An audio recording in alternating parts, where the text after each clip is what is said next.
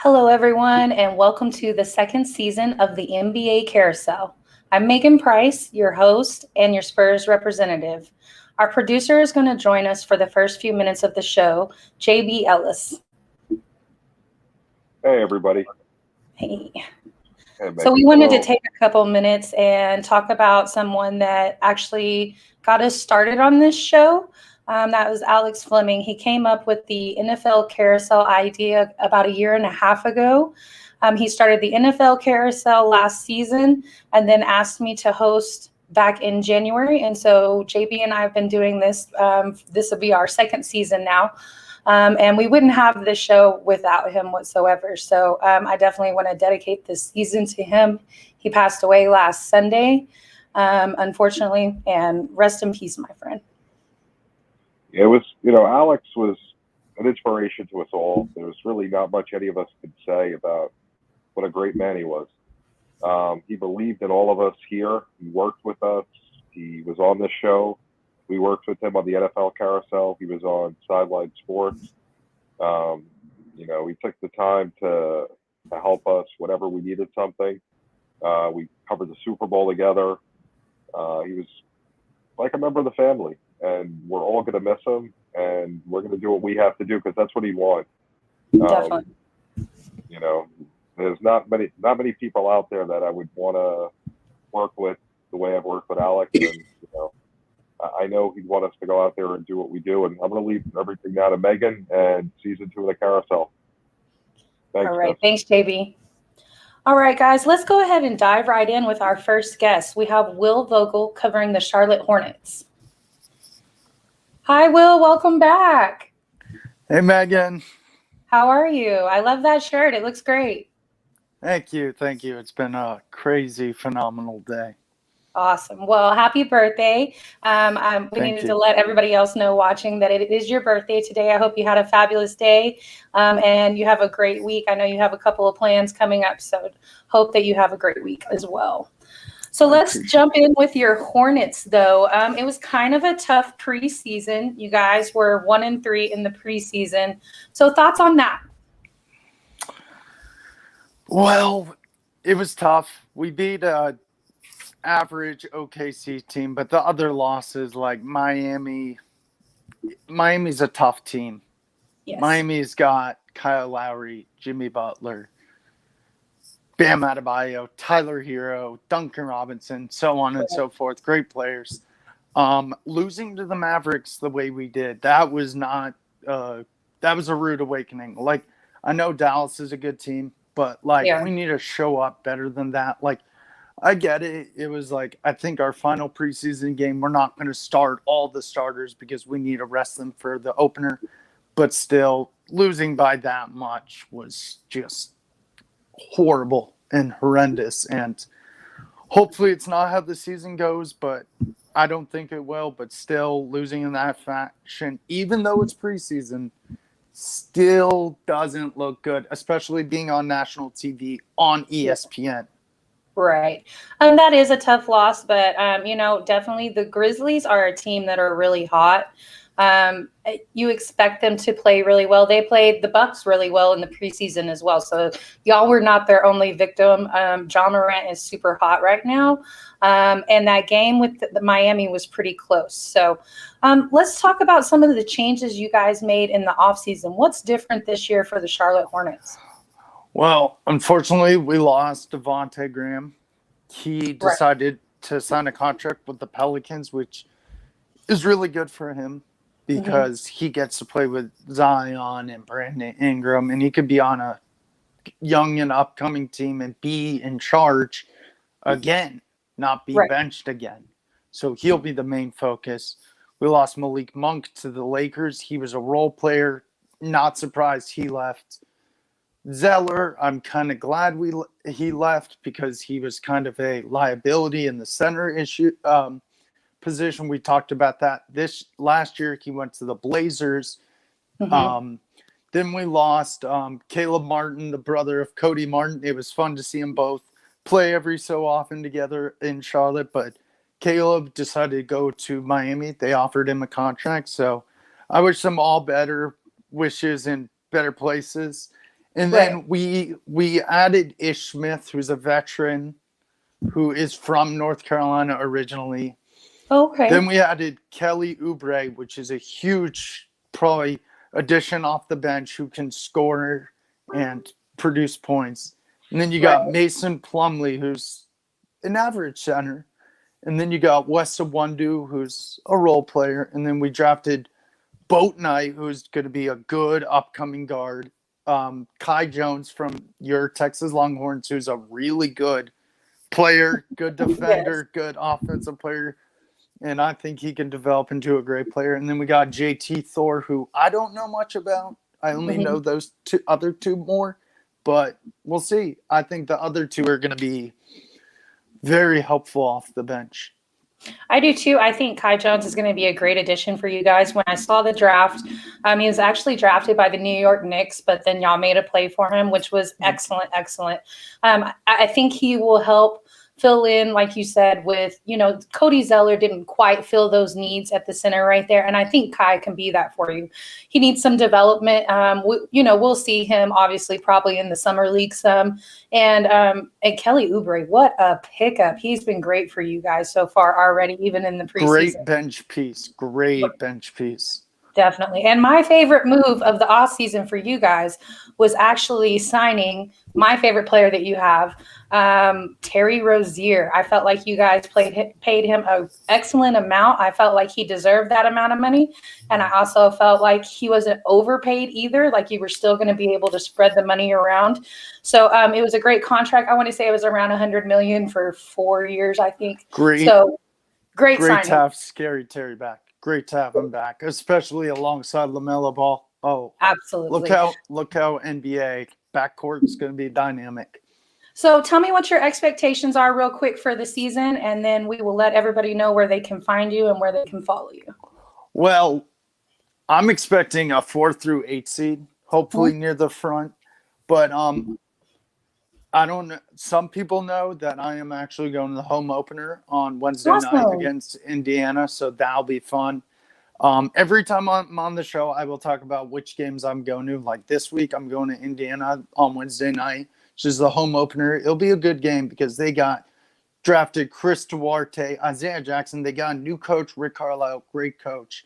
Right. They lost Doug McDermott, which hurts because he's a great shooter. And they added a great player, Torrey Craig. But, I think the Hornets are, if we can limit the injuries like last year, which made us fall into the play-in game, sky's the limit. I think we're a top 5 seed. Awesome. I'm very excited for Charlotte. Thanks, Will. Go ahead and let everybody know where they can find you, where they can follow you, and we will see you back next week. Okay. Thank you guys for tuning in. Always excited for another great season of the Carousel. Rest in peace, Alex. You were an amazing dude. Thank you for bringing me on to the Carousel. I love each and every one of these people. You guys can find me here on Monday nights. You guys can find me on The Gauntlet every so often, hosted by James Tatum and Tyler Ingram. And you can find me on The Sip Off, hosted by Meagan Price. Thanks so much, Will. We'll see you next week. Thank you, Meagan. All right, guys, we're going to go ahead and slide over to the West. We have Jordan Long covering the Phoenix Suns. Hey, Meagan. Hey, Jordan. Welcome back. So glad to have you here. I'm glad to be back. As we know, last year was a bit painful for me since the Suns went all the way to the NBA Finals and lost, which I thought would be Chris Paul's best chance. But the good news is he's back for 4 more years. And actually, during the preseason, we went 3-1. So that is correct. We should be a top team in the West.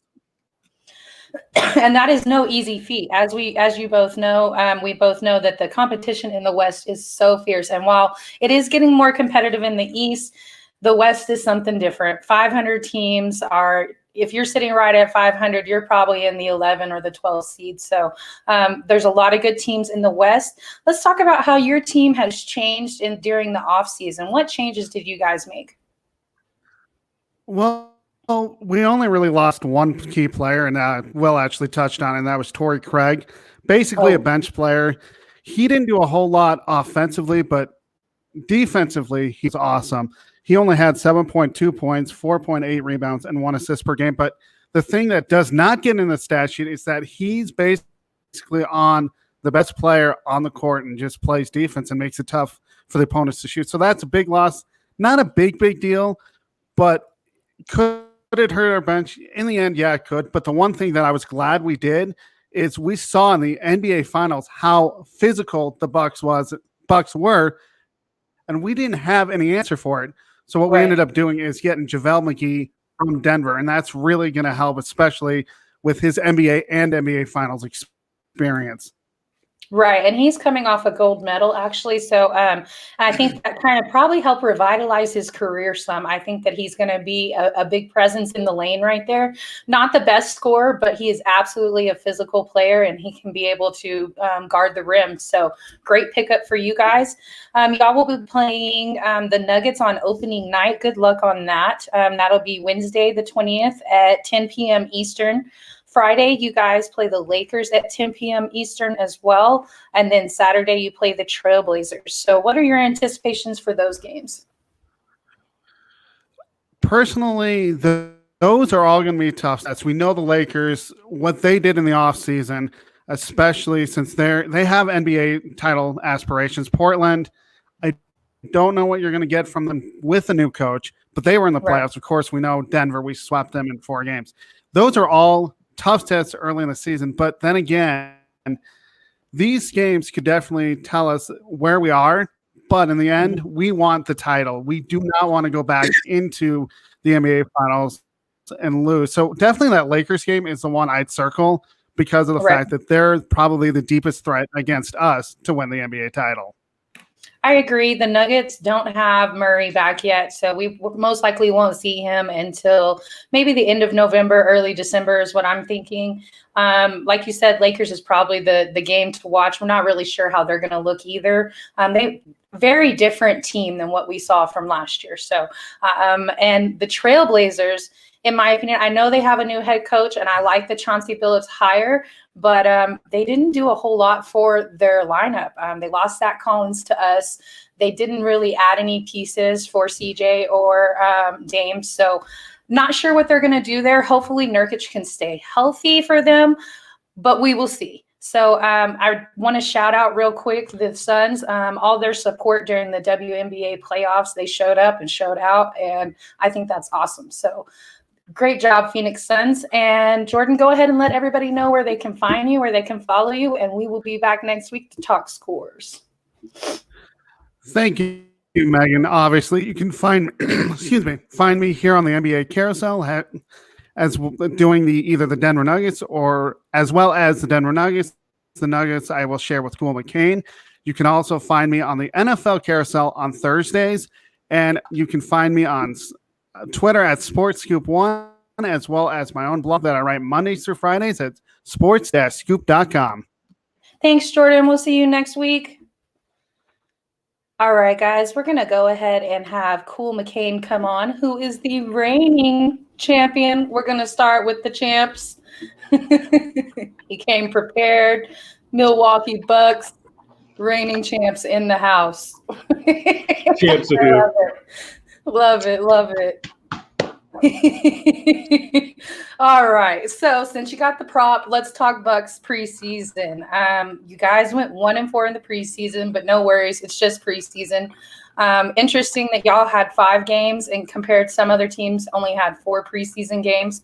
So, and I know that first preseason game against the Grizzlies ended up being called at the end of the third quarter. So interesting there. Ja Morant was lighting y'all up. Oh, he definitely was. It helps when you don't have to worry about our backcourt starting. That helps you light us up a whole lot. Right. Yeah, definitely. So what changes happened for the Bucks this offseason? How are they going to look different?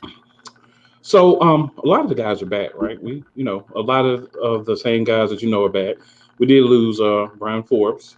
Right. But we did bring in Grayson Allen, Rodney Hood, and there's another guy that you may want to be aware of. His name is Georgios Kalaitzakis, I believe. You're going to have to coach me on how to say that. So he's a young guy. Okay. But he's one of the bright spots from the preseason. He's played pretty well. I don't put personally a lot of stock in the preseason because simply a lot of teams don't play, their starters or their best groups together in the preseason. We did also bring in George Hill, who's going to help in the point guard in the backcourt rotation. Dante DiVincenzo should be back at some point this year. The main piece that we lost, of course, was PJ Tucker. Right. And I'm not doing it. I'm not doing it this season. No. Offensively, he did not bring, a whole lot to the team. I think we all can agree on that. Okay. But they lost his defense. So we have another guy that we're going to hope can be able to cop into the same role. And his name is Semi Ojeleye. He's another guy, strong, big, versatile, not too much of a offensive presence, but a younger guy. So a guy we get on, team-friendly deal. Okay. And he's going to be able to help out as well. So we added some pieces definitely for depth purposes. Obviously, we know the team is going to go as Chris Middleton goes, as well as Giannis, as well as Drew Holiday. Those are the three pieces that are going to push the team. And then, everyone else is going to be, filling in roles for him. But definitely, I feel like the Bucks were able to improve in the offseason. And again, when you can improve when you're already. And so your opening game is going to be tomorrow night against the Nets. It's a home game. So that should be interesting. The entire world is waiting to see what these Nets really look like without Kyrie and what they're going to look like in a regular season game. So good luck on that. Thursday, you guys play Miami in Miami. Saturday, you play us. I think that's always going to be an interesting game. We always kind of call that as you never know what it's going to be when it comes to the Spurs. Sometimes they show up. I mean, it's been tough the last couple of seasons. We're going through a basic, complete rebuild. We lost a lot of players in the free agency. And so the Spurs are going to look completely different this season. So best of luck on that. And then you finish out your week with the Pacers Monday night at 7 Eastern. So what are your main concerns about these games? Well, I think getting everybody acclimated to different roles, right? Because we have a lot of the same players. We did add some quality pieces to kind of replace some of the things that we did lose. But it's everybody getting into their role. DiVincenzo, he's not quite back yet, but when he left, he was a starter. So is he going to get that role back, or is Grayson Allen going to take that role? Maybe George Hill. So it'll be interesting to see how the pieces kind of all fit together. It'll probably be some different lineups this year. Some guys may get more playing time based on how they played at the end of the year last year. The newer guys may have to work themselves into the rotation. So I think rotation, consistency, still some questions about head coach as well. He did win a championship, but definitely still some questions about, is he the guy long-term there? So what is he going to be able to do? Is he going to be able to use all these pieces now? Because you basically took a nice car and said, well, let's put a Ferrari engine in it. So is he going to be able to handle the Ferrari engine, or is he going to crash it? So that's going to be interesting to see as well. So, I'm not letting him off the hook because we won. We did win, but won now. And I'm not the biggest Grayson Allen fan, but he does play defense. So hopefully that will help kind of alleviate the loss of PJ Tucker. And as much as I talk noise about PJ Tucker, I know he's absolutely a defensive presence. So that will be missed. And as some of these other teams have gotten way more physical, the Knicks are extremely physical teams. So this is something that you need to be able to fight back the same way with Miami too. Miami's a pretty physical team as well. Yeah. So you need to have that defensive presence. So, and George Hill is a good shooter. So that was a pretty nice pickup. I like that as well. So maybe that'll help fill in where Forbes was. We're glad to have him back on the Spurs, and hopefully he can kind of fill in where we lost Patty Mills. But let's slide over to the Nuggets real quick. Nuggets struggled in the preseason. They went, okay. Yeah, I got to take it off. So we talk about the Nuggets. Take that off, yeah. Maybe I can wear it for them next year, but not this year. Right. Well, okay. The Nuggets kind of struggled in the preseason. They went 1-4. So what has changed for the Nuggets during the offseason, and what did you see during the preseason? So the Nuggets didn't make a lot of moves. We kind of kept everyone for the most part. JaVale McGee, of course, left, but they didn't play him. So not a big loss overall because he wasn't part of the lineup. You lose one piece, free agent. We just didn't really re-sign him. He ended up going to the Nets, so we're not going to talk about him. We'll just say that he left. Yeah, he went to the Nets. He did But go we to brought the in, but we brought in Jeff Green, which I think will be good. And then we drafted Nashawn Highland. So one of the things with our preseason is we basically took it as an opportunity to see what we had with Nashawn Highland. So that's kind of why you see. So he ranked really well among rookies for the preseason, first or second in most of the statistical categories because he got a lot of opportunity to play. So I think, again, another team not really worried about the preseason. We know that we're not going to be at full strength probably until after the All-Star break, maybe, a little bit earlier than that. But, without Jamal Murray, it's finding the pieces that play. Maybe Highland coming in with his ability to score. And I feel like he was a good steal for Denver in the draft as well. I think with his ability to score, that's going to make a big difference. The long-range shot is something that we need. Michael Porter Jr. And Aaron Gordon got their contracts this offseason, so they're confident, comfortable, knowing that they're going to be there for years to come. Right. So I think you've done what you can do on paper for Denver. Malone is another guy that I'm questioning somewhat as a coach, right? Because you have the team, you have the guys, you've had Gordon all offseason, no excuses. Obviously, Gordon as well is a guy that we're going to have to see if that was money well spent. But opportunities are going to be there for all these guys to step up and, get points. So play your games. Hopefully you're coached correctly, put in the right situations. A lot of this nonsense about if you don't play well, then you sit and all that. Hopefully that's gone. When you have young guys and they're not playing well, it doesn't make a lot of sense to sit them. Let them play through it. Don't ruin their confidence. Don't ruin their game flow, especially when you know you're going to need them throughout the season. So it's simply a matter of, look, let's go out there. Let's play Denver. You want to be a top 4 team when Jamal Murray comes back. You don't want to slide to 5 because you're too close to the playing game. Once you get 5 and 6, you're right there by the playing game. So you want to try to stay in the top 4. It's going to be difficult because, Golden State's a lot better. The Lakers are tremendously better. Utah didn't get worse. Phoenix didn't get worse. So we've already named. I think Utah improved. They picked up Rudy Gay, and I think that's a big pickup for them. I know he's older, but he's excellent. He played really great for us in San Antonio. So wish him the best of luck there in Utah. I think Gordon is a great fit for you guys. And I thought y'all were an extremely dangerous team for about 9 games when y'all had Gordon and Murray at the same time. It looked very dangerous. So can't wait to see Murray come back. I think Gordon is money worth, well spent, and I also think the same thing about MPJ. I think he improves every season that we've seen him and that he's been able to stay healthy. So you have your opening game is going to be Wednesday against Phoenix in Phoenix. Then Friday you have the Spurs, and then Monday you have the Cavs. So good luck on those games, and go ahead and let everybody know where they can find you, where they can follow you, and we'll see you back next week. Absolutely. Well, as always, you can catch me here. You can also catch me on Thursday nights on the Sip Off, hosted by Meagan Price, as well as Jahan Phillips, Anthony Brown. So I want to make sure they get their props as well.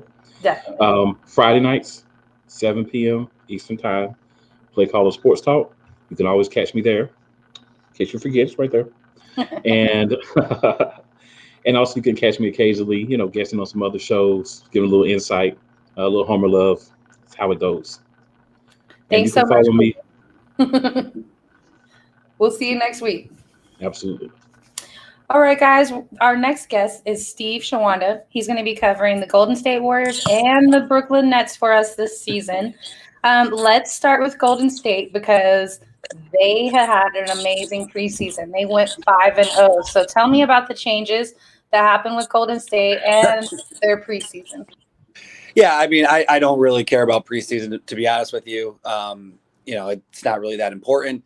The biggest thing for them, obviously, is getting Klay Thompson back healthy so we can have the return of the Splash Brothers in full effect. He hopes to be cleared sometime in the next month or so. Probably won't be playing, though, until the first of 2023 or 2022, the next, the new year. So right around December or January. Really, the biggest addition was of an old face, was getting Andre Iguodala back, and that just gives them more length. Damon Lee and that bench with him and Looney, and then you throw on Otto Porter, You throw on the 2 lottery picks they had, Right. with Wiseman and Higgins. And then obviously, since Cool brought a prop, I thought I would bring a prop too. So you have this guy right here. You have Steph Curry. I love it. That's all you need. You have Steph Curry. That's all you need. So hopefully he'll be able to do what he did last year. Basically just keep them close enough. And then once Clay gets back, they kind of, find their way a little bit, and then they can get rolling a little bit. But the schedule doesn't really start great for them because they start with the Lakers and the Clippers. Right. So they got to be ready to play right off the bat. Of course, then you got Kings in Oklahoma City, Grizzlies, Oklahoma City, Nuggets, or Hornets again, the Pelicans. So they have a few wins in there, but it might start off a little rocky, starting that, with the on TNT, both Tuesday and Thursday night. But how great is it that this worked out, Megan? We only had one day, which is today, without basketball. We had great basketball yesterday with the WNBA finals, and we have basketball tomorrow. So that's just outstanding that we only had to get through today, and we have the carousel today. So we're golden. We are It golden, is awesome to have basketball back. And we basically went the whole off season still being able to watch basketball because we had the Olympics. Then we had the WNBA. So absolutely great to be able to talk basketball all year long. Let's slide over to Brooklyn real quick. It's been a lot of drama over there. Has anything been going on over in Brooklyn? I haven't really heard. Yeah, no one's talking about it. And here's the thing. Just without going into any of that, let's just talk about basketball-wise. Right. Their team really never played with all 3 of them for 10 or 11 games last year anyway, right? So that's really not as big of a deal as is can James Harden continue to play how he played last year and not play how he played every other year in his career, where he's not going to shoot it 45 times a game. He really did. He became a good passer. He even pretended to play defense sometimes. So it was really nice. And your boy LaMarcus Aldridge is back. And I'm very happy that he's healthy. I like Paul Millsap on that team. I like Patty Mills on that team. Joe Harris is a great shooter. He actually has to make it the one that actually counts. And within the playoffs, he kind of disappeared a little bit. Bruce Brown's great for them because he's actually a wing defender. But then let's be honest, you have Kevin Durant. So when you have Kevin Durant, worst case scenario, they're top 3 in the East. Worst case scenario, they're a top 3 seed in the East. And then it just depends on matchups and everything else. I'm still concerned about Steve Nash. I still think it was a bad hire. I don't think you hire a rookie head coach with an old team that's ready to win. That's just me. So that's still something that I would be concerned about. But like I said, Kevin Durant and James Harden alone are talented enough, obviously, for them to be a top 3 seed in the East. So the East has improved. There's been some teams that have gotten better, but they're still good enough to be a top 3 seed in the East. And then you just kind of have to take your chances in the playoffs. But obviously they're going to they start with the Bucks, 76ers, and then they have Hornets, Wizards, Heat, Pacers, Pistons. But right away, those first 2, you kind of because those are who I personally think consider like the top 3. That's the Bucks, 76ers, and Nets. So you get them right out of the way, early. But yeah, the thing that's going to be tough for them though is, and what's going to happen is after every loss, you're going to hear, "Oh, have you talked to Kyrie? You think Kyrie's going to come back? Is he going to change his mind? Is he going to, hey, he made a decision. He's turning down a lot. No, he's not. He's not changing his mind. He's not changing his mind. Yeah, like Wiggins did. Wiggins changed his mind. Right. And Wiggins ended up getting vaccine so he can play. Kyrie's not changing his mind. And it's not like somebody who might make $30,000 a year and give up their job. He obviously has money. So he's turning down a lot of money, but it's not like he's going to be starving. He's going to be okay. We don't have to worry. We don't need to start a GoFundMe page for Kyrie so he can, have some bread and cereal this week. Like he's going to be okay. So he's not changing his mind. And truthfully, if he wasn't as good of a player as he is, I would be shocked if he ever plays basketball again. But I feel the same way. There's a good chance he might retire. Yeah, because he's as good as he is, maybe they give him another chance. But he literally might retire. I mean, he's always kind of been his own guy, and so I mean, I don't know. We got to look up what the odds are. What's the Vegas odds on if Kyrie plays again or not? But because it would not shock me if he's played his last NBA game. It really wouldn't. Right. Maybe will things change? He comes back next year. Sure. I mean, maybe something really radical happens and he can come back around the All-Star break. I don't know. I mean, we'll see. Who knows? We live in day by day. But yeah, for on the court though, James Harden just needs to keep being last year's James Harden. Kevin Durant needs to keep being Kevin Durant. And like I said, Aldridge being back is great. I love Patty Mills. I love Paul Millsap for that bench. And I think the Nets are going to be fine. But I mean, we'll find out right away, obviously, with starting out with the Bucks and 76ers. So at least you kind of get an idea of what they look like. Obviously, if you start 0-2, it's not the end of the world. You got 80 more games. But you don't want to start 0-2 either. You kind of want to make a statement there. So, but by next week, we'll at least have a better idea of how they're going to look without Kyrie, because it's actually, I think it is, they made a good basketball decision to not let him play just half the games or, on the road games.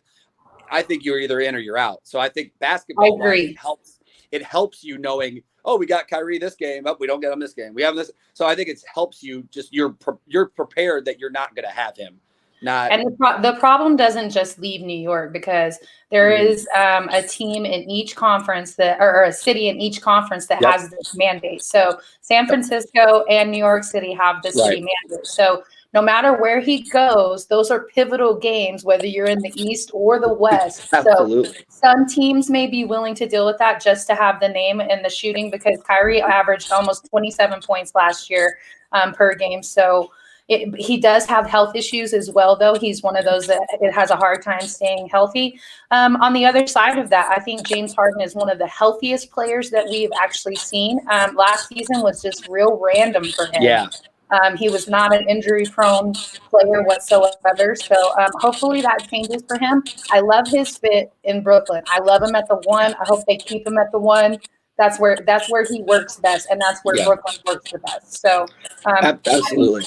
James Harden, it's great that you kept that. I know Kyrie's great, but James Harden is that leader, that runner at the number one. So I think that's and obviously him and Durant have that chemistry. They played together when they were young in Oklahoma City, and James was, I mean, he's used to playing second fiddle Durant. Well, technically he was third fiddle in Oklahoma City because Russ was there, and he was sixth man in the first couple of years. But so he's used to doing that, and I've never been a huge James Harden guy. But I was very impressed with how he played last year. And I think if he keeps doing that, more good things, will come for them. But, they, like I said, they're going to be fine. They're going to be a top 3, seed in the East. And then it just depends on the playoffs. But obviously their aspirations are not to make the playoffs. Their aspiration is to win a championship. So that's going to be the question. But I mean, if I had to predict right now, I say they're going to be a top 3 seed and they're going to lose in the conference finals. So, right. Well, there was one other thing that I wanted to talk to you about, and this is touching back on Golden State real quick. The tip-off crew and I were talking about this earlier in the chat, and Steph Curry is in number 2 in the all-time 3-point leaders. So Ray Allen has 2,973 three-pointers, and Steph has 2,832. Behind that is Reggie Miller with 2,560. So likely that he is going to do some major damage on that record this year. And then as well, he's not retiring anytime soon. So he's probably going to shatter that record something serious. And that's the thing, and how great, and this puts into perspective quickly about how much the game has changed. Reggie Miller and Ray Allen, obviously 2 of the greatest shooters of all time. And I don't have it right in front of me, but I know it is. They played many, many, many more games than Steph Curry to have the amount of threes that they have. And like you said, this is not Steph Curry's last year. He signed for a few more at a good price. And the way that he plays, because he moves so well off the screens, like even when you're covering him, he's going to be open. And he might become like what Ray Allen did. I mean, Ray Allen used to be a 1 or 2 option. And then towards the end of his career, he was just a spot up 3 guy. And that's the thing is, like, I wouldn't rule that out for Steph, that he could maybe join someone and just kind of be that shooter be a JJ Redick type, but just be really good and be like, I am, like, I'm just going to stay on and try to win another, championship or 2. Like, that wouldn't completely shock me, but I'm with you. That number is going to be so astronomically crazy high. Much like, throwing yards for the NFL. Like if you look at what great quarterbacks of the 70s threw in a game and what the quarterbacks throw now, right? So like of the top 10 all-time career passing yards, like 8 of them played since 2000, right? Like, so like, and you're going to see the same thing for 3-pointers. Like the top 10 career, before it's all said and done, the top 10 3-point, makers are all going to be people who have played since 2000, Right. Well, Steve, let everybody know where they can find you and they can follow you, and we will see you back next week with some scores. Absolutely. Easiest thing I just on Twitter is All Eyes on You, the letter U, hoops. I have a basketball website, recruiting service. You can find me on the Carousel talking about any team that Meagan tells me to. And then I also have a Flagrant Friends NBA podcast that we're not going to start quite yet because we're going to finish up our Perched on the Gridiron football podcast, which you can find on Podbean and anywhere that you find your podcasts. And looking forward to next week. Thanks, Steve. We'll see you next week. Thanks, Meagan. All right, guys, we're going to go ahead and have Chris, Couch Coach Pal, covering the Clippers. Hey, Chris. Hey, glad to be back. Yes, definitely. So the Clippers have made some changes this offseason. Let's talk about that. What looks different for you guys? A lot has changed. Actually, no Pat Beverly, no Rajon Rondo. Also Chauncey Billups, now the head coach with the Portland Trailblazers. And Kawhi's injury, which is particularly gonna be the headline story of the year as far as when he'll be coming back and load management or what's gonna partake with that. So he tore his ACL. That's correct. Was it just the ACL or was it the other ones too? From what I was told, it wasn't a complete tear. It was almost like it was a partial tear because a lot of people have been speculating that he's ahead of schedule as far as his as far as the injury and recovery, which people still maybe potentially I've heard as early as maybe like March or April or maybe just out the entire season. But that's going to be, the biggest question mark. And I need your advice on how to handle Kawhi at this point. I think you just have to sit back and take it. There's not a whole lot you can do. Now, luckily, he did re-sign with you guys. I know he entered into free agency. He didn't take his player option, and then they got him another extension after he kind of played the field and fielded some offers. I'm glad to see him with you guys again. I hope he retires a Clipper. He's getting older now, so those are the kind of decisions he needs to make. And LA is where he wanted to be. LA is where he's from. So if it were me, I would say like, hey, this is where I'm going to be the rest of my career. Now, is he going to do that? I don't know. Right. I don't know. But I hope so for your sake. You guys went 1-3 in the preseason. So a few struggles, but I'm really glad actually that y'all moved on from Rajon Rondo. I don't think that he was a great fit with you guys. I didn't see it. Now you did manage to re-sign Jackson, and I thought that was going to be an issue. If I felt like going into free agency, it was either going to be Kawhi or it was going to be Jackson. Like I didn't know if you were going to be able to keep both, but y'all were able to work it out that way, and I think that's a big plus for you guys. Yeah, he was another guy where you look at, we thought his career was essentially over. I mean, he showed promise at OKC, then went to Detroit and pretty much was forgotten, NBA, in an NBA purgatory at this point, as far as, we didn't really see much of him, but then he comes here and pretty much revitalized his career. Absolutely. I love to see that. That's how Rudy Gay was for us in San Antonio. And I really enjoyed having him there. So, a player being older doesn't necessarily mean that they're not going to bring something to the situation. And hopefully he can be that great role player for you guys. And he may end up being more than a role player with Kawhi being injured. Yeah, absolutely. And we got a couple guys who I think potentially going to fall into that, Reggie Jackson and Nicholas Batum situation. Obviously getting Eric Bledsoe. He's back. So now hopefully he can, get himself back together. Obviously, having a rough season in New Orleans. After that, I think everybody had a rough season in New Orleans. Yeah, right. Right. So New Orleans is almost is Detroit Junior at this point, as far as it's rough for the Cans. Zion's looking like he's about 20 pounds overweight. So Zion.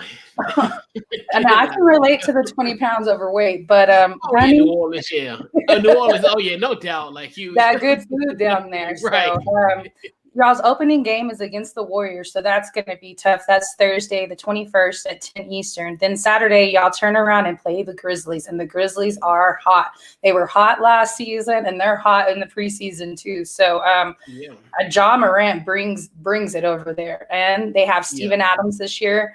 Now they did lose Valanciunas, so that's going to be a bit of a loss now, but they have Adams, so that veteran leadership is going to be there. And then you have the Trailblazers on Monday. So what game are you worried about? What concerns do you have? And what do you think your record's going to be in those 3 games? Actually, honestly, both of them. I mean, you look at all 3 of them. Essentially, you look at Golden State. I think I always say they have a nice mix of youth and experience. So yeah, they do. You could just have a situation where the youth just come out and play, look like James Wiseman, where he can do that and all that. And then, luckily we don't have to worry about Clay in this round, but you still got Steph. Steph is a one-man wrecking crew all by himself. Absolutely. Memphis, that trio, obviously with Ja Morant, now Jaren Jackson III, with Junior. Right. Got paid. He got paid. Yeah, he did. So he's got some money. Yeah. Right. So he's going to feel comfortable in his play for sure. And then a guy that's really tough I like on this team is Dylan Brooks. I think what he brings to the table, he's a dog. Yeah, he's a dog. And then Portland, they're like Portland is a wild card essentially, where you look at Dame can go off, and it's one of the things where it's like if it's a close game, you can't bet against Dame in clutch situations. And they're another team. Chauncey is the head coach there, so he'll have familiarity with the system with the Clippers. So that's going to be an interesting matchup. So yeah, all 3 of them, and they're pretty much like borderline. They all really are kind of going to be jockeying for position when it comes to I think between these 3 teams, they can determine who's going to be in that play-in game.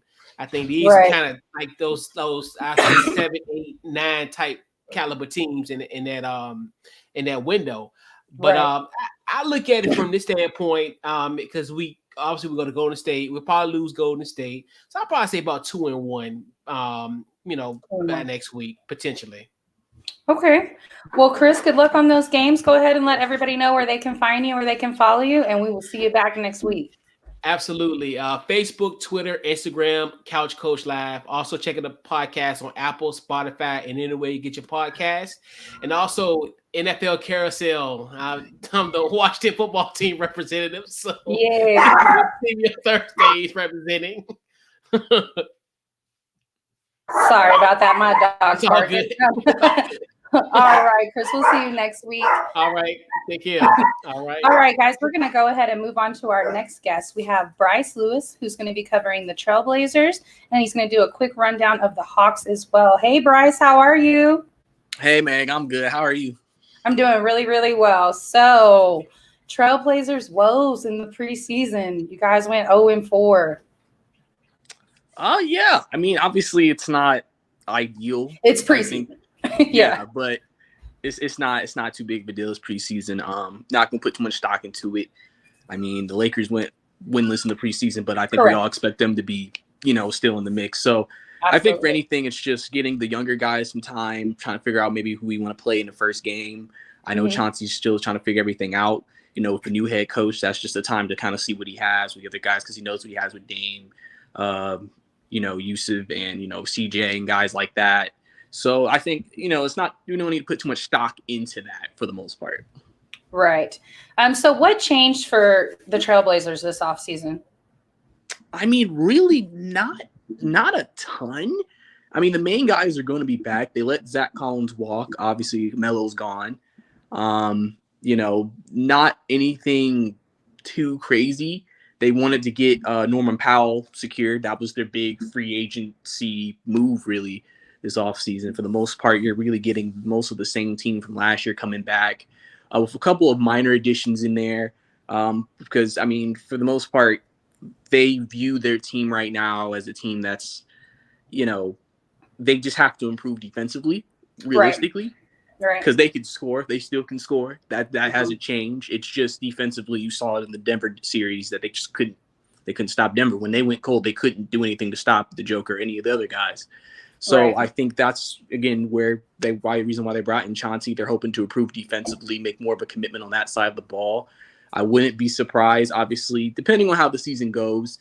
Don't be surprised if they try to maybe make some moves later in the season as well, trying to improve the defensive side of the ball.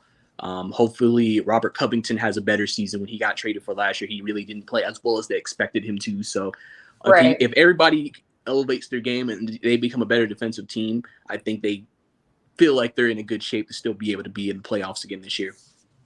Absolutely. So your season opener is against the Kings. It's Wednesday at 10 Eastern.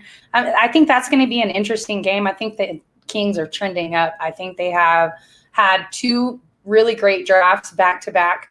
And I think they're still making moves to make changes and to keep improving. So I expect to see some trades over there. In my opinion, I think Buddy Hield's probably going to go. So it just kind of my opinion. So you never know what you're going to get with the Kings. But after that, you guys have the Suns and you play them at home on Saturday at 10 Eastern. Monday you have the Clippers and you play them there at 10:30 Eastern as well. So what are your thoughts on those games, and what do you think your record's going to be? I mean, it can kind of go either way. Maybe 1-2, 2-1.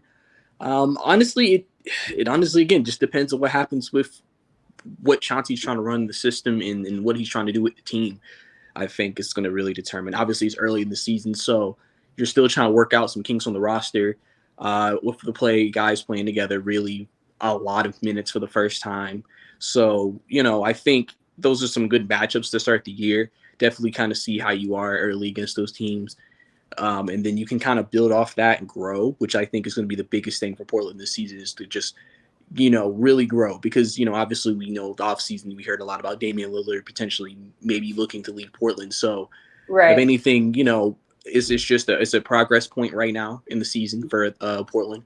If they're able to win, like I said, really against the Suns and the Clippers, that's a good sign early, you know what I'm saying? Right. But even if they don't, you're playing them again later in the season. You'll probably play them 3-4 times since we're back to an 82-game season. So if they continue to make progress even after the first 3 games, I think they'll be good to go. But I think 2-1, 1-2 just depends, because those games could go either way, would be my prediction. All right, let's slide over to the Hawks real quick, who went 2-2 in the preseason. And what changes did they make during the offseason? Again, with the Hawks, they really didn't make too many changes for the most part. They just made a couple of veteran additions in the Lon Wright and Gorgie Jang this offseason, improving the backup center position, just adding some depth there, and also trying to get their backup point guard position filled. Also drafting Jalen Johnson, who some people predicted as a lottery pick, 20th pick in the draft, and also Sharif Cooper, who some people saw as a first-round pick in the second round of the draft. So those two are also going to be potentially battling for playing time on this very deep roster that they have in Atlanta right now. It's going to be a fight just to get minutes out there, but we know who the main guys are. Right. Yeah, definitely. Hopefully you guys, you can stay off of the injury bug. You guys got hit with the injury bug really, really hard last season. And then we saw really what they were capable of, obviously in the playoffs, but at the end of the season, at the end of the regular season as well, they really hit their stride. They were playing really, really great. So opening game is going to be against the Mavericks on Thursday, and then you have the Cavaliers on Saturday, and then the Pistons on Monday. So Pistons Cavaliers, probably not too tough of a game, but we'll see how they're looking when they play against the Mavericks. I don't know what to expect out of the Mavericks, honestly. They've had several coaching changes, like pretty much the entire coaching staff is different. They didn't do a whole lot to their roster, but you just never know what to expect when somebody has a whole coaching staff change. So we'll see what Dallas looks like. Tons of talent over there, and best of luck on those games. Bryce, let everybody know where they can find you and where they can follow you, and we'll see you back next week. Yes, ma'am. You can follow me on Twitter at Bricey_2K. Also, if you want to find any of my shows that I do for the Atlanta Hawks or the Atlanta Falcons, you can follow me or subscribe to me on YouTube at Bryce Lewis, or just type in Atlanta Hawks, Atlanta Falcons fan shows.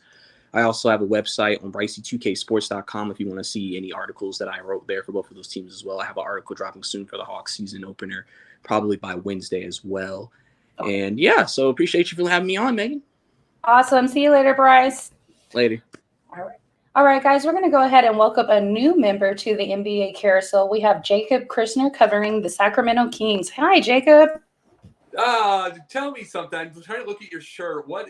Who are you a fan of again?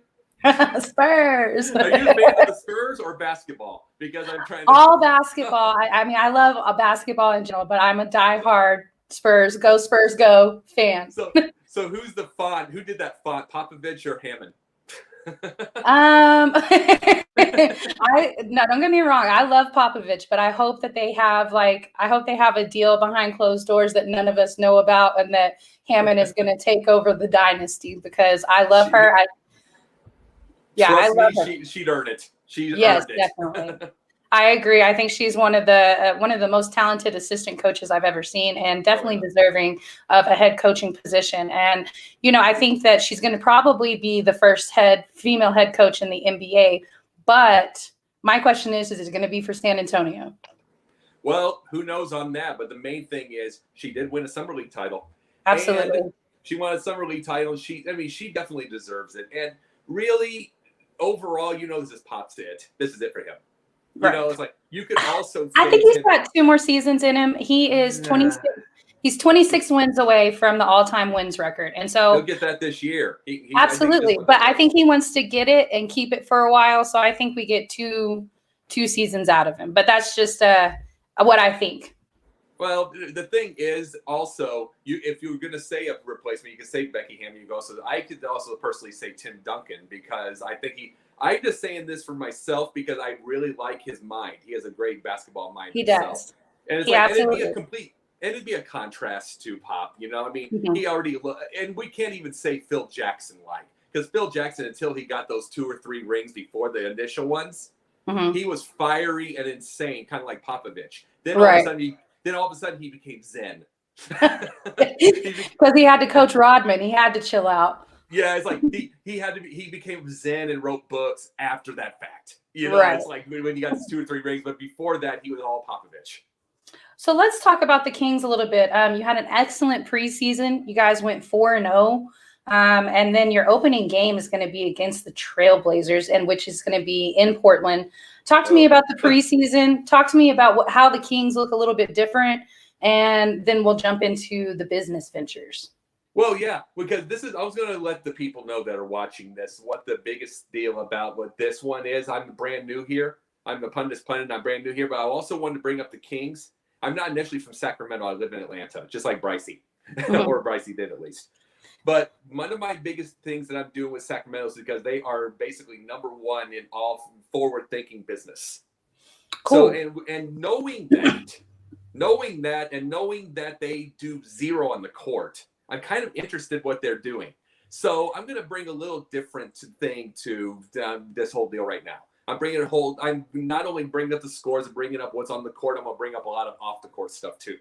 Cool. So it's not just because I have very big interest in new business ventures. So that's what I'm going to be doing right now. First off, what I wanted to bring up is they're not only were they 4-0 in the preseason, they were 5-0 in Summer League. So they have been absolutely hot. They've been unbelievable. So no, it's not going to mean anything to the Blazers game. It's going to mean a thing to that. But see, you can't get any worse than their defense last year, which was absolutely inept. But to me, when I was watching ball games, what was even worse was the Pelicans, because they didn't even try. And it's like, to me, if you're going to lose Zion Williamson because no one plays defense, no one cares, and he's putting up all of those points for a team that's going to give it up 140 a night. And see that you brought up Zion. and his weight Mm-hmm. and all that. So we had little jokes on that. Biggest issue with Zion is the fact that he missed 45% of his career games. Right. Injury prone. Yeah. And it's like, yeah, he missed 10 last year, and people can say it, but it's still that. And it's ankles, and he's big. And he's doing nothing but gain weight. Is he dominant? Yes. But then look what happened with Shaq with his careers. He kept getting heavier. You've got to lose the weight. Correct. When Charles Barkley came into the league, that was something that he had issues with as well. And I think that, that's something that Zion needs to take into consideration of how well, because if you can score 27 points a game, which is what he averaged last year, if you can do that and be the size that you are, imagine what you can do if you're a little bit more mobile, if you're a little bit more agile. So not that he needs to drop major weight because he's a big guy, but 20 pounds, I could see it. Well, compared 2019 to 2021, he looked kind of half ripped, and then now he's kind of looking like Shaq from the last 2 years. But the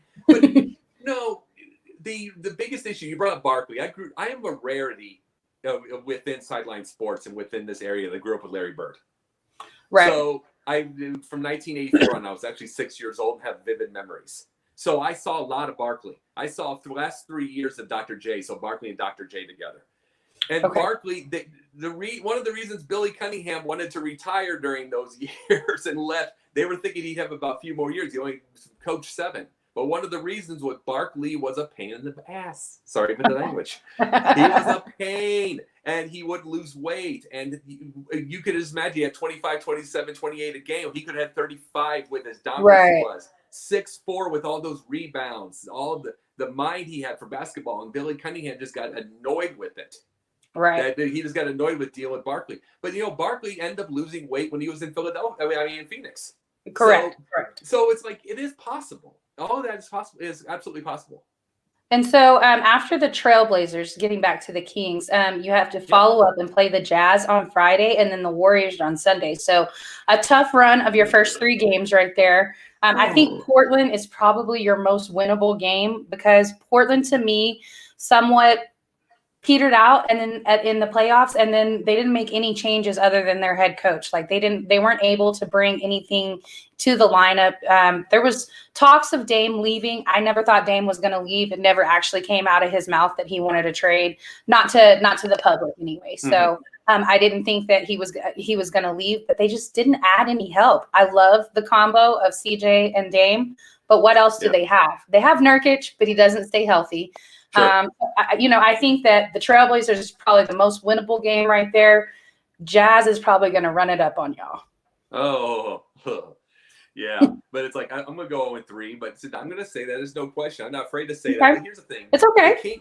The Kings are very interesting. And they are. I don't know what Walton's doing. And I like Luke Walton as far as a mind, but it feels like he's a little out of his depth with coach right now, which I was wrong on. I thought he would be an absolute genius and be the next Jackson or Pop or whatever. No, but it's like he's kind of out of his depth. Actually, one of the biggest things, like this preseason, has been the interest. I'll give you an example. Davion Mitchell, Game 3, had 6 of 9, 7 of 12 for the game, 6 of 9 for 3-pointers, 20 points, and didn't do much between the last 2 and the final 1. You had that. Then you had Luke. Then I believe I got notes here. By the way, I'm one of the rares. You had a guy named Lewis King, who basically was the MVP for the summer league. Okay.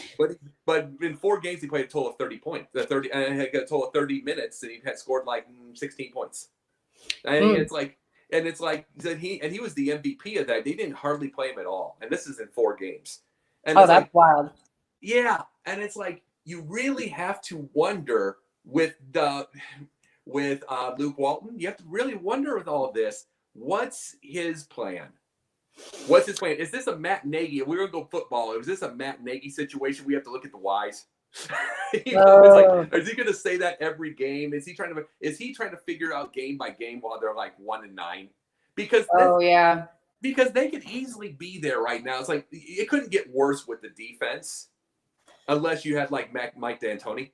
But don't get me started on D'Antoni. Yeah, no, but you got to realize something. Mike D'Antoni played in Italy most of his career for a reason, right? So it's like he's an all offensive guy. He's never going to be defense. But you have to wonder this with Walton: is when I look at every coach in the league, he seems to be the one that is just kind of like, okay, like it's kind of like the fantasy player.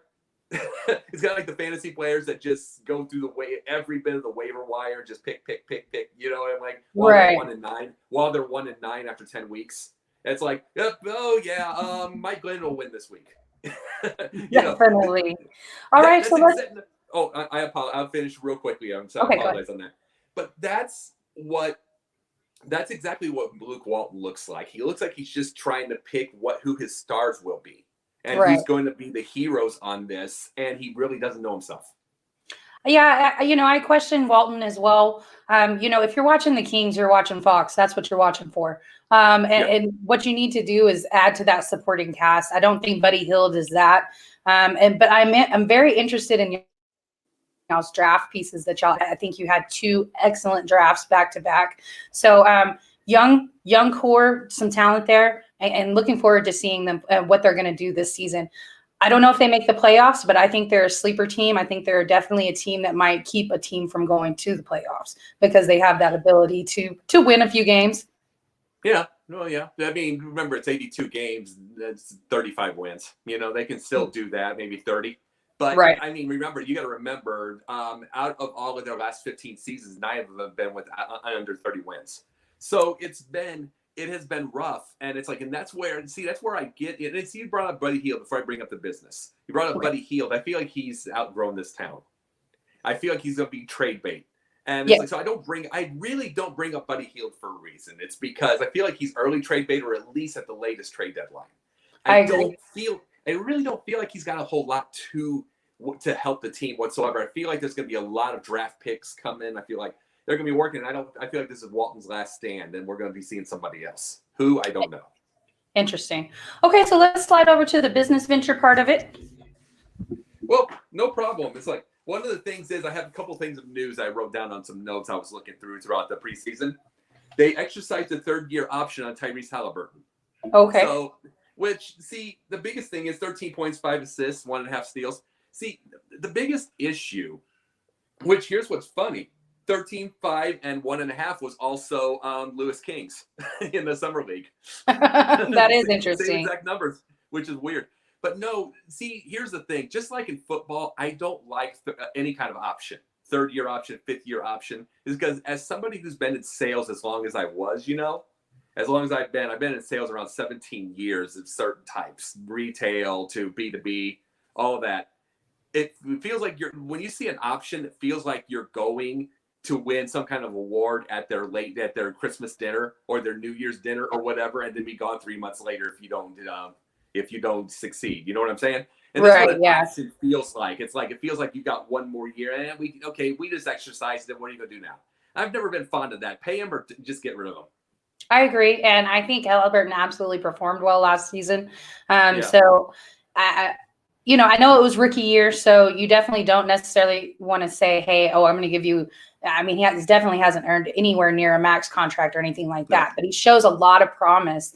And pretty much, I want to say that about Fox and a couple of the other players as well. So Kings are very interesting, and I'm excited to see what you guys are going to do this summer or this season. So go ahead and let everybody know where they can find you, where they can follow you, and we'll have you back on next week. No problem. If we ever run out of time, I'll going up the business deals quick. I'm sorry. Go ahead. No, apologize. One of the things they've done is they reached a multi-year blockchain-centered partnership with a company called Anchor. So what you're going to be able to do is bring your QR code and bring your camera up to their it's basically for anybody that doesn't know what blockchain is, and I wrote this down for people. It's like a lot of people aren't quite knowledgeable of that yet around the crypto area. But it is a public digital ledger of transactions that records information in a way that makes it difficult to back. So basically, if a government entity, a bank wanted to try to get in or a third party, they can't. You can be able to get through your currency that way. And basically what they are doing right now is you can be able to do the QR code on their scoreboard. And it's going to be Anchor. It's called Anchor. So they've got a multi-year deal with that. They've also got a patch partnership with the Dialpad HQ, which is a state-of-the-art business phone system with complete artificial intelligence. Okay. So it basically transcribes calls and takes some notes for you. So they've got that. And so basically they've got it with that right now. That'll be on their patch, kind of like Wish was for the Lakers last year. Very and interesting. then one of the final things that we saw is their ownership changed a little bit. They had about 6 owners that bought out the Maloofs, the minority owners that bought out the Maloofs and helped out Vivek Ranadive. They helped them out to buy them out. And it was basically a total of 17% worth. And Shaquille O'Neal actually owned 2 to 4%. He left. Yeah, okay. He left and he sold out his and got a pretty penny, by the way. He sold his because he's going to be a part of WinBet, which is basically online betting, WINN. So that's why he had to sell his ship. So he basically got about $300-400 million. Easy day. Oh wow! Yeah, just for that little amount. And then, that's wild. And so Vivek Ranadive, bought out the last 6 of the minority people, the minority owners, and now it's a company called Arctos Sports. Partnerships, I think Arctos Sports Partnership, who now owns them. They now have 17% of their own. They say they're not for full partnership, but that's skeptical because the Maloofs wanted to go to Anaheim. So they bought that out. And if it's a full sports partnerships and individual, that it kind of reminds me a little bit in a way of Donald Sterling when he was the Clippers. He was in San Diego, said, I'm not going to leave. Then he kept trying to leave. They finally left in 84. This is what Arctos feels like it's going to be without the racism. Well, thank goodness for that. Yeah, no, but I'm just saying this is what that feels like. It feels like they're going to move them anyway, even though they worked. The minority owners worked to keep them there, and because Maloofs wanted to move to Anaheim. But then if you've got a whole dealer area, that's what I feel like is going to move them eventually if they do not win, because there's going to be other areas. Remember, Seattle eventually is going to want a team again. Correct. All of those things. Anaheim might do it. Any of those. And Sacramento is not a beautiful area to go to. So it's not a beautiful area to be. It's not a great sports area. So those are the things I think about is like, are they going to be moving in 2 to 3 years? Very interesting. All right, Jacob. Well, I appreciate your segment so much. Go ahead and let everybody know where they can find you, where they can follow you, and we'll be back next week. Well, what I am the Pundit's Pundit on YouTube.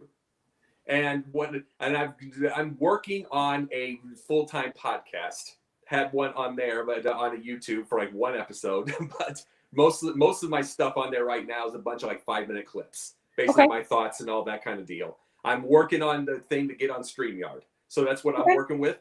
As you know, I'm also on here too. So awesome. And then I've been on all but one show with Sideline Sports. So I'm on Facebook. I'm on Facebook, Jacob Kristner. And you can find Sideline Sports on YouTube. They have their own channel. So I'm sure they'll be able to find those clips of you on there as well. Yes. Awesome. Thank you, Jacob. We'll see you next week. Take care of yourself. Awesome. All right, guys, we're going to go ahead and slide over to the East. We have Jen Lewis covering the Boston Celtics. Hey, Megan, how are you? I'm doing really well. How are you? I'm well, thanks. Sorry, my place is a mess right now. Hope you no can worries. Think of that.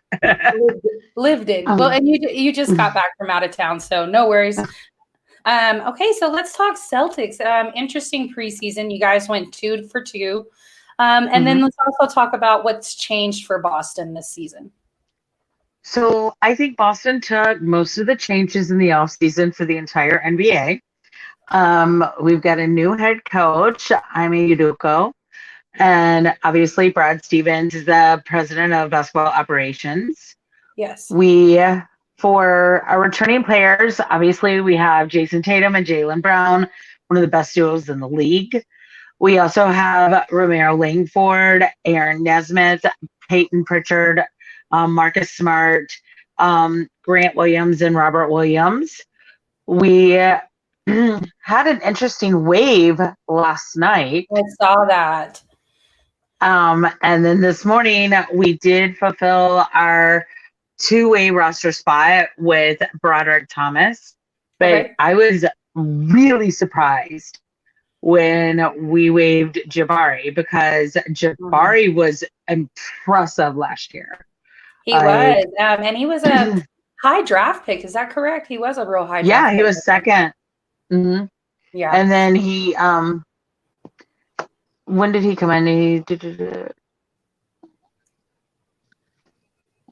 I forgot when he came in. I feel like he started playing later last year. for some reason. I don't know if he was sick or what. But yeah, last year when he came in around April, I mean, he was killing it with the numbers, rebounds. I mean, he was doing a great job. So that one, I saw that, my mouth fell open. And after the last 13 days, Megan, not a lot is surprising me. That's one of the things that surprised me. Yeah, it was a surprising wave. It just kind of makes you wonder what's going on over there in the locker room. Exactly. And that's my questions. But I'm not too surprised because you got a new head coach, and he's gonna want to put his system in place. And so if that person feels like they're not going to be able to be a part of that system, then it's understandable. But like you said, he played well. So what are your expectations for the season? Oh, I think we can actually go seven or eight. Okay. No, I agree. I think I see you guys around the 6 or the 7. I thought last year was very telling about what was going on in Boston. Yes. So in losing Evan Fournier, now I know he didn't play for you guys a whole lot. He came at the trade deadline, and then he got COVID, and he was really ill for quite a while. So you didn't get to see him at full force. But that is some shooting that you lost, and he's a great 3-point shooter. So interesting. Yeah. Interesting to see him go to New York, go to the Knicks. They need shooting, so we'll see how that fits. I think I would like to see Pritchard have a bigger role. Yeah, I would too, because he was doing pretty solid last year, and I think if he gets more play time, his numbers will increase. I think he'll be a quiet superstar. I don't know if that makes sense. Okay. No, I agree. I don't know superstar, but definitely star level. Like I think he has the ability to be a well-known name within the league. True. Yeah, I'll give you that. And then, when we traded Kemba, we got Al Horford. Right. We've got Josh Richardson. There's a lot of talk that they're going to be one of the best duos in the league too. So if Boston's sitting pretty, let's see what happens. We also picked up Hernan Gomez, as well as Schroeder, Cantor, Ryan Arqueando, Bruno Fernando, Theo Pinson, Morgan, Garrison Matthews, Hauser, and obviously Broderick Thomas today. And I forgot that y'all picked up Cantor again. He just goes back and forth between the two teams. He really does. Poor guy. It's like, but does he have homes in the two cities? Right. Sorry. But that is a good pickup. And I think Schroeder might be interesting for you guys. He has a lot to prove. Obviously his deal with the Lakers didn't go the way that he thought it was going to go. So, I think he's going to come in and he's going to have a lot to prove. He is a capable shooter. I want to see what he can do on the other side of the court as well. Your opening game is going to be Wednesday against the Knicks. We were just talking about them at 7:30 Eastern. Then Friday, you follow it up against the Raptors, also at 7:30. Then Sunday, you have the Rockets at 7, and Monday, the Hornets at 7. So 4-game week this week for them. So that's going to be all the way. Yes. So we should see what they're capable of. Our first 7 games are all on the road. Oh, interesting. First 7 out of 10. That's very interesting.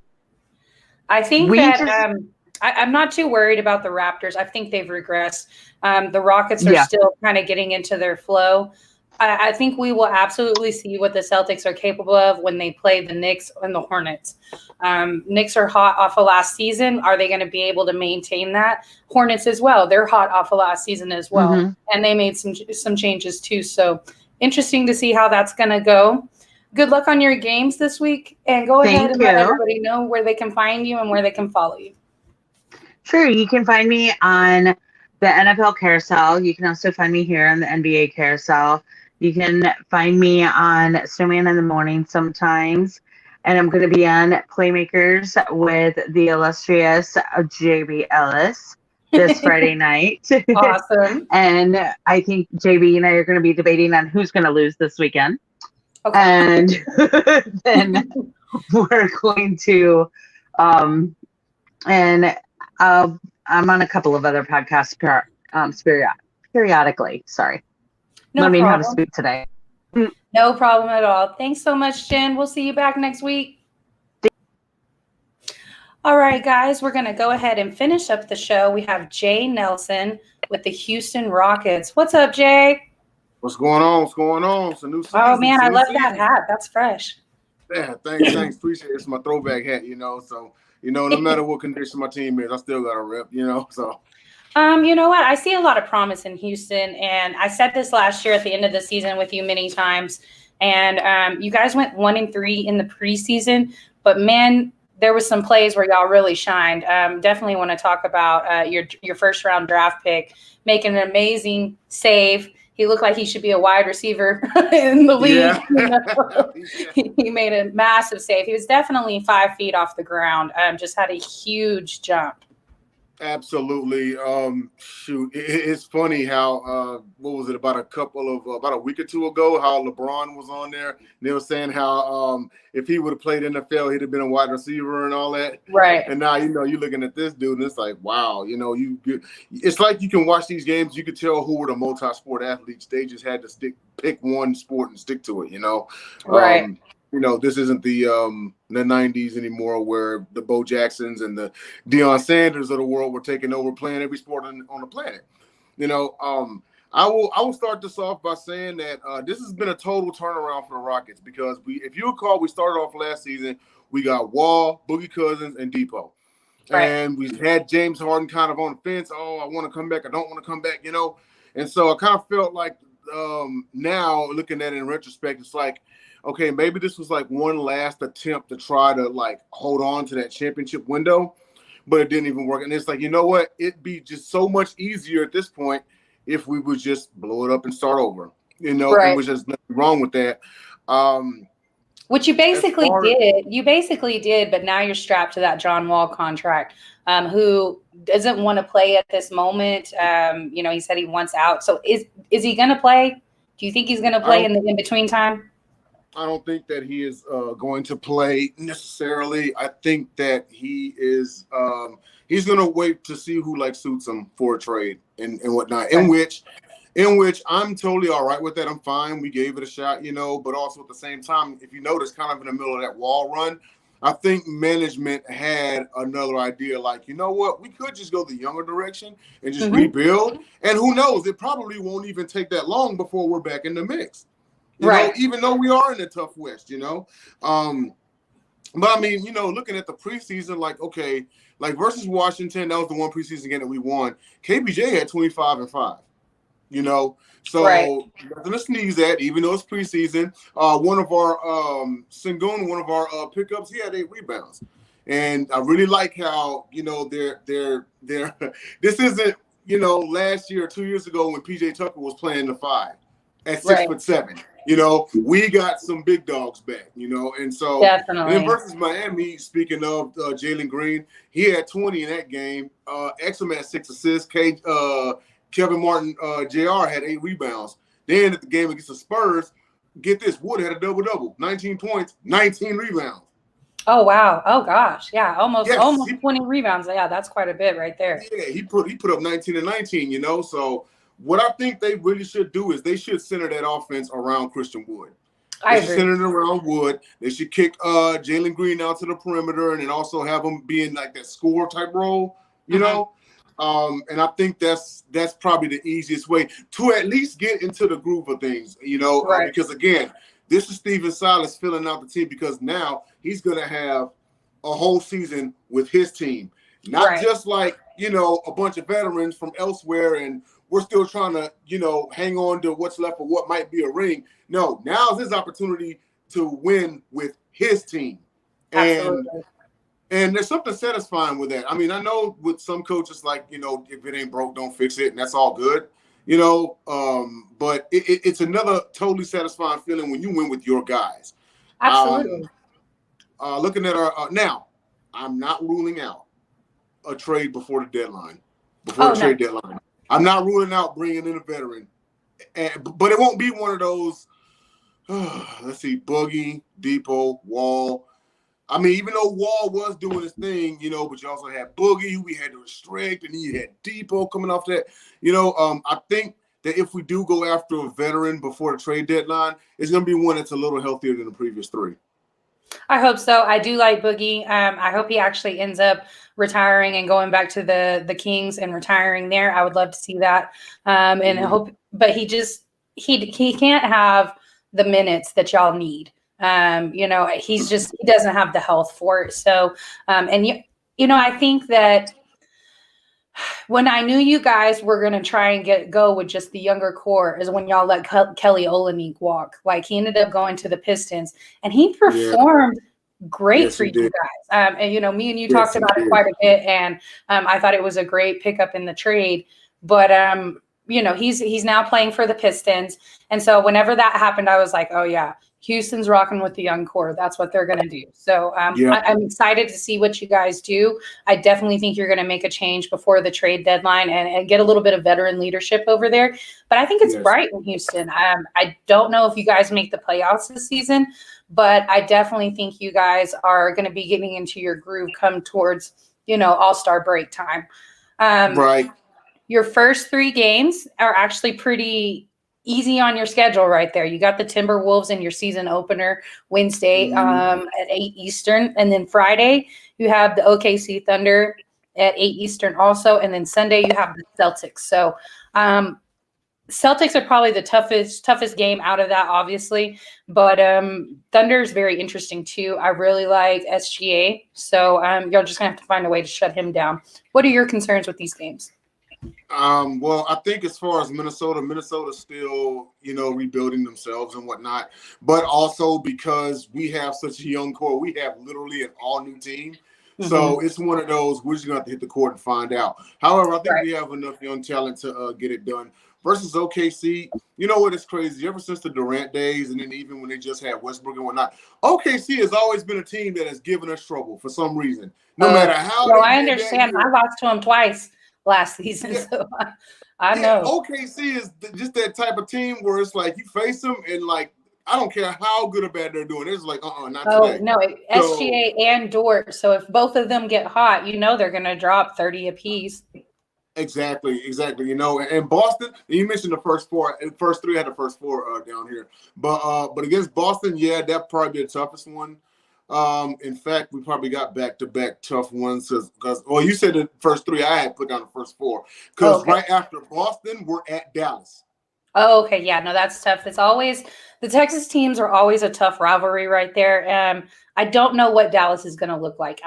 They didn't make a lot of lineup changes, but their coaching staff is completely different. So we don't know what they're going to look like. Definitely going to be a tough little back-to-back right there with the Celtics and the Mavericks. But go ahead and let everybody know where they can find you, where they can follow you, your own projects, and we'll see you back next week. All right. Well, you can find me on Twitter at NellyNell13, as it says down there, NELLI13. Also, I'm on Instagram under Unconventional King 13. The E in Unconventional is the letter 3. Also, you can find me as the co-host of the Sports Gauntlet on Tuesday nights we're going on tomorrow at about 9:30, I think 9 or 9:30 Eastern Standard Time.